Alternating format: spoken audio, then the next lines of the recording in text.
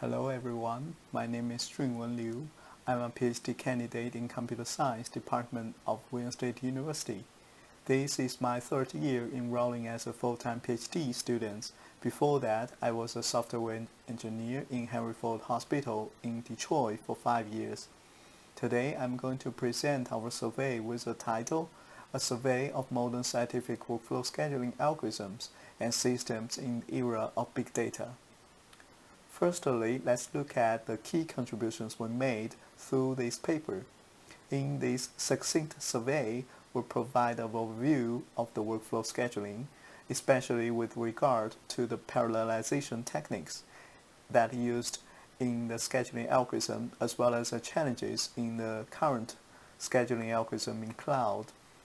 And we also proposed a new practical taxonomy of workflow scheduling algorithm in the cloud that identify 4 categories of scheduling algorithm by 2 dominant factors. One is a mixed span, one is the cost of the workflow execution, which are very dominant factor currently be considered in the cloud execution.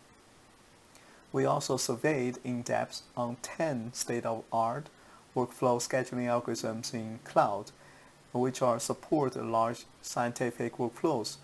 We further reviewed 5 selective representative scientific workflow management systems in light of their usability, their prominent features, as well as compared them with few key specifications.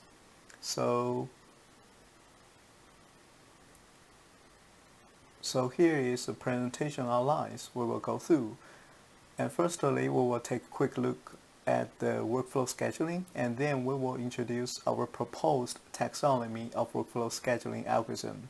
And then we will examine the structure of the survey we conducted on 10 state-of-art workflow algorithms in accordance with our taxonomy.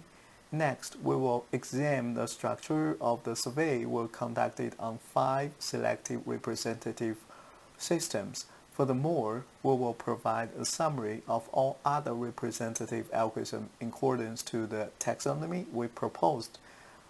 In total, we have 25 algorithms in the table, as well as we will list other representative workflow management systems in the table as well. So in total, we have 15 systems. Lastly, we will come to the conclusion and discuss the future work. So here is an overview of the workflow scheduling. And firstly, what is a workflow scheduling? Basically, it is a procedure that mapping the workflow task to the computing resources. For example, in the cloud, we are talking about virtual machines. They are needed for the task execution. And then, what is the goal of workflow scheduling? Basically, the goal is to get the efficient scheduling plan, which can be called SP, that optimize certain constraints or objects, such as the minimize mixed span or minimize monetary cost. So we also encounter some challenges of the workflow scheduling in the cloud currently. For example, we have the workflow scheduling strategy, which is going to be a trade-off between the cost and efficiency. Why we say that? Because in the cloud we are using a utility-based service. That means we have to pay before we can get some service. So that requires to balance the cost as well as efficiency. And furthermore, we have to think about the resource provisioning and deprovisioning strategy. That includes how many virtual machines we will lease and what kind of type of virtual machine that needed at a certain time. And furthermore, we have the dynamic cloud computing environment. That is one key point at this moment because the performance of the VMs and network can vary time from time. So let's get a quick overview of current workflow scheduling taxonomy. So far, there are kind of 3 classes of the workflow scheduling strategy in traditional taxonomy, in terms of which phase to generate a SP. For example, we have the static, we have the dynamic, and hybrid. Static stands for we generate a scheduling plan before the execution. And dynamic, that means we interleaving the scheduling as well as execution together, and we do the scheduling while execution. While the hybrid, that means some algorithm has a static components as well as has a dynamic components at the same time they're working together. And also we have roughly four types of the workflow scheduling approaches. For example, like the task-based, which is basically scheduling the task by task. And we also have a pass-based. Basically, we're scheduling pass by pass. And we have a BOT-based, which stands for the bag of tasks. That means we're scheduling a bag of tasks, a group of tasks together at the same time. And we also have the workflow-based, which basically scheduling workflow by workflow. In terms of the building models, in the cloud, roughly we have two kinds of main categories. One is a fine-grained billing cycle, which means that we are charged based on exact time we're using the virtual machine, for example, like the dollar per minute. And there is another type of billing model, which is coarse-grained, that is charged by the billing cycle, for example, like the an hour, dollars per hour.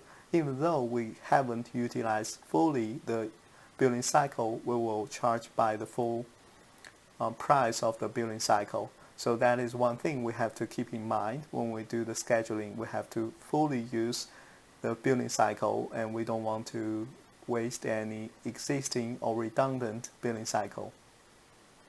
So here is a proposed taxonomy of the workflow scheduling algorithm we have, and we consider two dominant factors. One is the time and one is the monetary cost, and we differentiate four scenarios of the workflow scheduling algorithm. So for the category 1, we give a deadline, and then we try to minimize the monetary cost. And for the category 2, we give a budget, and we try to minimize the mixed spend. And for the category 3, we try to give the no constraints, but we want to minimize the mixed spend and or the monetary cost.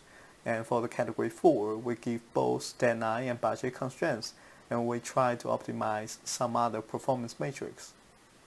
So we did in-depth survey on 10 state-of-art workflow algorithms, and basically here is one example or one structure of our in-depth survey on algorithm. So this is for the algorithm ICP-CP, and in accordance to our proposed taxonomy, this is an algorithm of the category 1. So all the other algorithms follow the similar structures. Basically, we will go through the scheduling approaches and whether this is a path-based or it is a task-based or is a workflow-based. And also we cover the scheduling strategy, basically whether it is a static or dynamic or hybrid. And we also cover the assumptions of the computing environment, for example, like what kind of virtual machine we can lease, whether it is heterogeneous or homogeneous, and what kind of storage models we can adopt, and what kind of billing models we can have. And furthermore, we have the performance matrix that is to assess the performance of the scheduling algorithm. And we also have the complexity in terms of the time complexity and how complex we will have to take in for the scheduling to run. And lastly but not least, we have the main idea of the algorithm that takes a whole paragraph. We try to illustrate the main idea of every algorithm, and we try to make them succinct so that the new researchers is able to quickly grasp the main idea of each algorithm, and they don't need to refer to the original publications. So this is one thing for the algorithms we do on the survey. And we also have the table that is to present a side-by-side comparison among these algorithms in terms of, for example, constraints, in terms of objects and types, dynamic or static, and time complexity. And similarly, we have a structure example of our survey on the workflow management system. So all the other systems follow similar structure. Basically, we will go through the specific the target scientific domains for each management system, because they're focused on different domains and they're usually used by different kind of scientists, and what kind of salient features they have. For each one of them have different focus, and each one of them focus on different domains. And further, what kind of execution environments they have, whether they are executing in the cloud or in the grid, or they can do whatever environment you have. And furthermore, we have what kind of language support they have, for example, like the Java, like the Python and Perl. And we also specify whether this system is open source or not, and we also list the scientific contributions in the last paragraph. So all the other systems are listed in a similar way. And here is a table that compare side by side the systems in terms of their domains, execution environments, software as a service or UI, and API and language support, and whether it is open source or not.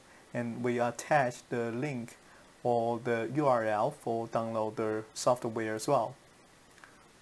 So here is a final table that summarizes all the representative scheduling algorithm by proposed categories. So you can see we have 4 categories, and we have total 25 algorithms we list in this table, and we try to find the state of art of algorithms in each category and help the new researchers to quickly point out what kind of algorithms they need to read in depth.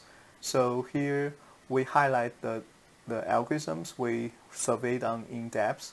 We also list other systems, including the 5 we did in-depth survey, and we have in total 15 systems in this table. So here comes to the conclusion and future work. So in this survey, we started from a general introduction of the workflow scheduling problem, and we propose a new taxonomy of the workflow scheduling algorithm in the cloud, and we provide an in-depth review on the state-of-art workflow scheduling algorithm in the cloud and existing workflow management system. And for the future work, we are trying to introduce AI techniques in the workflow management system for mutual improvements between the AI and the workflow management system, because we know the AI has many black box, and we try to have the workflow management system to fine-grain the processing and try to analyze the data with the provenance data, as well as we know the AI can help the workflow management system to fine-tuning the hyperparameters, for example, like what kind of virtual machine they need to be assigned, or what kind of scheduling algorithm they should be adopted. So something similar to that. So that's pretty much for the presentation for today, and thank you so much for your time.